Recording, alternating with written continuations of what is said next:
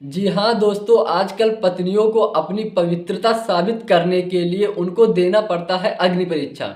जैसे कि कभी अपनी पवित्रता को साबित करने के लिए सीता माता को भी अग्नि परीक्षा देनी पड़ी थी और उनको भी ये पवित्रता साबित करना पड़ा था। जी हाँ दोस्तों, वैसे भी आज के ज़माने में हमारे इस समाज में कुछ ऐसी घटनाएं घट रही हैं जहाँ पर पत्नियों को उनको अपवित्रता साबित करने के लिए बहुत तरह तरह के हथकंडे अपनाए जाते हैं कि शायद ये पवित्र है या फिर अपवित्र है, इसने शादी से पहले कुछ किया था या फिर नहीं किया था। ऐसी घटनाएं आप सभी लोग को डेली सुनने को मिलती हैं और आप सभी लोग देखते हैं। जी हाँ दोस्तों, आज एक ऐसी घटना जो हमारे सामने हुई जिसको सुनकर के मन तो बेहद दुखी है, लेकिन अब क्या किया जाए, आप सभी लोगों को जागरूक करने के लिए मुझे एक यह वीडियो बनाना पड़ रहा है जो कि एक कहानी की वजह होगा। अगर आपको हमारा वीडियो पसंद आता है तो आप हमारे चैनल को सब्सक्राइब कर दीजिए और वीडियो को लाइक कर दीजिए ताकि हमारा हौसला बढ़ता रहे और मैं आप सभी लोगों के लिए इस तरह की कहानियाँ और इस तरह की घटनाओं के बारे में जानकारी लेकर आता रहूँ ताकि आप सभी लोग जानकार रहें और समाज में घट रही घटनाओं के बारे में जानते व समझते रहें। जी हाँ दोस्तों, आज की जो कहानी हमारी है, यह कहानी है उत्तर प्रदेश का एक जिला पड़ता है जिसका नाम है अयोध्या। अयोध्या जिले के अंदर एक थाना पड़ता है जो कि कैंट होता है। उसी थाना क्षेत्र के अंतर्गत एक गांव पड़ता है जिसका नाम होता है शहादतगंज मुरावन टोला। वहाँ के रहने वाला एक लड़का होता है जिसका नाम प्रदीप होता है, जो कि कक्षा 10 तक की शिक्षा को हासिल किया था और वह फिर अपनी पढ़ाई पूरी न कर पाने की वजह से कुछ जीवन यापन करने के लिए अपना टाइल्स का काम सीख लिया और वह एक टाइल्स का कुशल कारीगर बन गया। और उसकी जो पत्नी है जिसका नाम शिवानी होता है, वह भी कक्षा 8 तक पढ़ी होती है, लेकिन वह सिलाई सीखी होती है क्योंकि शिवानी भी सोच रही होती है कि मैं किसी दूसरे पर न निर्भर रहूं, कुछ ऐसा काम सीख लूं जहां से मैं अपनी खर्च पानी खुद से निकाल सकूं और दोनों साथ में मिल करके कमाएंगे और अपना जीवन यापन करेंगे। जी हाँ दोस्तों, ये जो प्रदीप होता है इसकी शादी जो होती है शिवानी के साथ तय हो जाती है क्योंकि ये जो प्रदीप होता है ये अपने एक रिश्तेदार के यहाँ निमंत्रण में जाता है और वहाँ पर ये शिवानी को देखता है। जब शिवानी को देखता है तो देखते ही रह जाता है और वहाँ पर खड़ी एक औरत खड़ी होती है जिसका जो उसकी प्रदीप की भाभी लग रही होती है। प्रदीप जाता है और उस अपनी भाभी से पूछता है कि यह लड़की कहाँ की है और किसके घर की है। तो उसकी भाभी उससे सीधे कह देती है कि क्या तुमको इस लड़के से शादी करना है क्या। तो प्रदीप जो होता है वो मुस्कुराता है और वहाँ से चला जाता है क्योंकि ये सब उसकी भाभी भी खड़ी होकर देख रही होती है। फिर उसकी भाभी जाती है और वो जो लड़की शिवानी होती है उससे भी पूछती है, तो और वो शिवानी जो होती है वो कुछ नहीं बोलती, वो भी वहाँ से मुस्कुराते हुए चली जाती है। फिर उसकी भाभी जो होती है इसके घर जाती है। घर वाले में जो प्रदीप होता है इसका एक बड़ा भाई होता है दीपक, उसके दीपक से बात करती है और दीपक को सारी बात बताती है। दीपक जो होता है फिर प्रदीप से पूछता है तो प्रदीप कहता है कि हाँ मुझे वो लड़की पसंद है। फिर दीपक जो होता है वो जाता है उस लड़की के घर वालों से बातचीत करता है और बातचीत करने के बाद दोनों लोगों की शादी फिक्स कर दी जाती है। जब दोनों की शादी फिक्स कर दी जाती है तो दोनों बेहद खुश हो जाते हैं क्योंकि अब दोनों ने एक दूसरे को ही पसंद किया था और फिर उन्हीं लोगों के साथ उनकी शादी तय होती है। इस वजह से दोनों बहुत खुश होते हैं और खुश होने के बाद उनके घर वालों ने उनकी शादी की जो डेट होती है वो डेट निकलवाती है, लेकिन वह डेट जो होती है लगभग 1 साल बाद की होती है। और वह डेट जो शादी की डेट फिक्स कराई जाती है वैसे 1 साल बाद की डेट निकलवाते हैं जो कि अप्रैल माह में होती है। लेकिन उसका जो बड़ा भाई दीपक होता है वह अपने भाई प्रदीप के कहने पर शादी को 1 महीना पीछे कर देता है और इसकी डेट रखी जाती है 6 मार्च 2025। 6 मार्च 2025 को इन दोनों की शादी फिक्स होती है और शादी फिक्स होते वक्त सब लोग एकदम खुश होते हैं, घर में एकदम खुशियाँ मनाई जाती हैं, सभी शादी की तैयारियां की जाती हैं और दुल्हन भी उधर खुश होती है, इधर दूल्हा भी खुश होता है क्योंकि दोनों की मनपसंद की शादी हो रही होती है। और उसके बाद सब तैयार हो जाता है, इधर दूल्हा भी तैयार होता है और बारात लेके शिवानी के घर पहुंच जाता है। जब शिवानी के घर 6 मार्च को बारात पहुंचती है तो सब लोग खुश होते हैं। वहाँ पर द्वारचार होता है। जब द्वारचार हो रहा होता है तो जो दूल्हे के कुछ दोस्त होते हैं दूल्हे से कहते हैं कि चलो यार तुम भी साथ में हमारे डांस करते हैं और हम भी अपनी शादी का एंजॉय करो। तो दूल्हा जो होता है वो कार से उतर करके अपनी ही बारात में अगवानी में काफ़ी डांस करता है और बेहद खुश रहता है। और जब वहाँ पर जाता है द्वारचार होता है, फिर रात भर में जो सारी रस्में होती हैं सारी रस्में निभाई जाती हैं और उन दोनों की शादी हो जाती है। शादी होने के बाद दूल्हा फिर चला आता है जनवास। उसके बाद दूसरे दिन विदाई होती है, लगभग 11 बजे का वक्त होता है और शिवानी जो होती है अपने घर से विदा होकर के अपने हस्बैंड जो उसके पति होते हैं यानी कि प्रदीप, उनके घर के लिए रवाना हो जाती है। जो प्रदीप का घर होता है, शिवानी उनके घर पर लगभग 2 बजे पहुंचती है। 2 बजे पहुंचने के बाद यहाँ पर जो उनकी माता जी होती है या फिर और जो औरतें होती है वो दुल्हन की स्वागत सत्कार के लिए सब कुछ सजाए हुए रखे रहती है और दुल्हन को गाड़ी से उतारती हैं, उसका स्वागत सत्कार करती है और बैठाती हैं।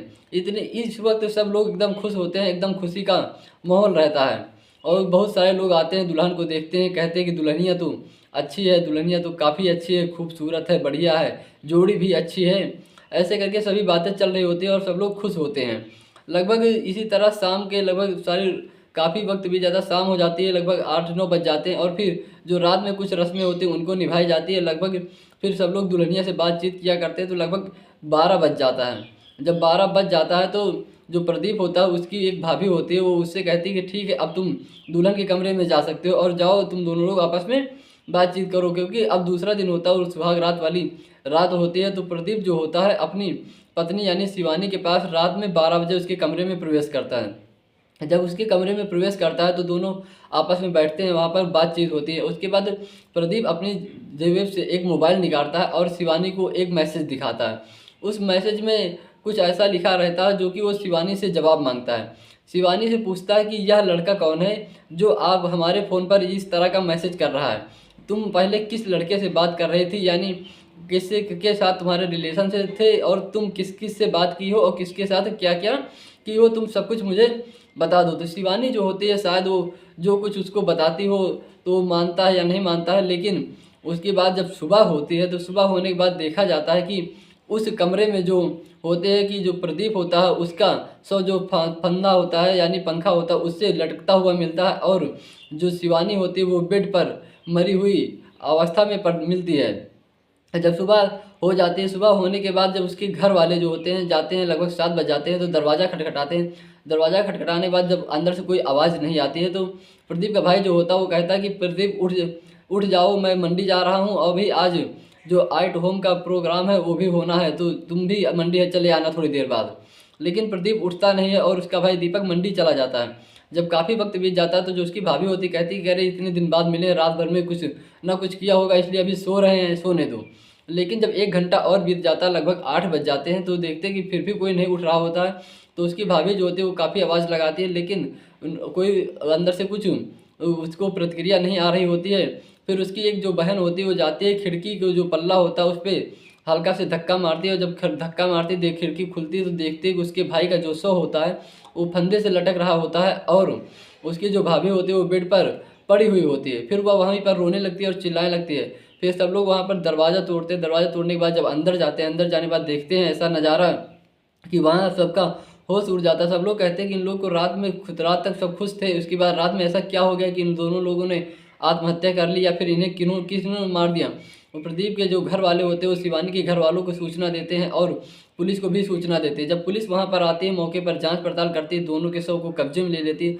कब्जे में लेने के बाद पोस्टमार्टम के लिए भेज देती है।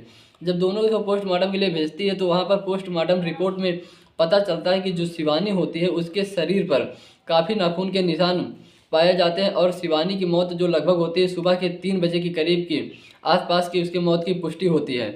और उसके जो पति जो होते हैं प्रदीप, उनकी मौत की पुष्टि सुबह 4 बजे के आसपास की होती है। लगभग दोनों की मौत के डिफरेंस में 1 घंटा का वक्त होता है।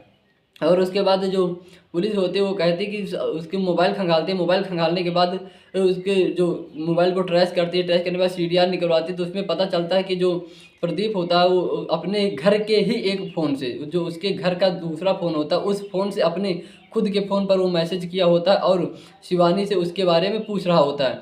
आखिरकार अगर शिवानी ने किसी के साथ इस तरह नहीं किया होगा तो उसने मना किया होगा कि मैंने इसी तरह किसी के साथ नहीं किया, लेकिन फिर भी प्रदीप उसके साथ जोर जबरदस्ती किया होगा, नहीं बताओ बताओ पूछा होगा, उसके ऊपर प्रेशर भी किया होगा तो शिवानी ने मना किया होगा। लेकिन फिर उसके साथ कहो हाथापाई चालू हो गई हो और उसमें बीच बचाव किया हो, लेकिन फिर प्रदीप ने उसका गला दबाकर उसकी मौत कर दी।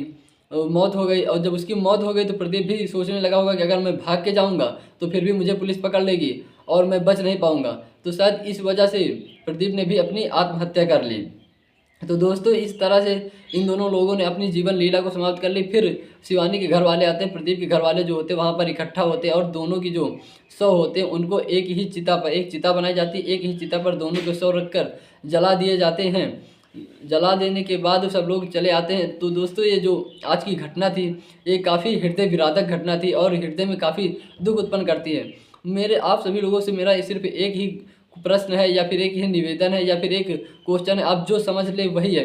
हम मेरा आप सभी लोग से एक ही प्रश्न यह है कि अगर आप सभी लोग किसी लड़की से शादी करते हैं तो आप उसके पहले आप जितना छान विचार करना वो आप सब कुछ कर लीजिए, लेकिन शादी के बाद अगर आप किसी की बेटी को अपने घर लाते हैं तो उसको एकदम अच्छे से रखिए। ये सोचिए कि शादी के पहले इसने जो किया वो किया होगा, लेकिन अब शादी के बाद यह मेरी है और यह जो रहेगी वह हमेशा मेरी ही रहेगी। और लड़कियों से भी यही निवेदन कि आपने शादी पहले जितना जो कुछ किया हो उतना किया, लेकिन शादी के बाद भी आप अपने पति के साथ रहें और अपने पवित्रता को बरकरार रखें। दोस्तों ये थी आज की घटना। इस घटना को सुनाकर किसी को परेशान करना मेरा उद्देश्य नहीं है, ना कि किसी को दिल दुखाना मेरा उद्देश्य है। इस घटना को सुना करके बस आप सभी लोगों को जागरूक करना, सचेत करना और जानकारी देना कि समाज में किस तरह की घटनाएं घट रही हैं और हमारे समाज में किस तरह के लोग रह रहे हैं, इसके बारे में आप सभी लोगों को जागरूक करना मेरा एक ही उद्देश्य है।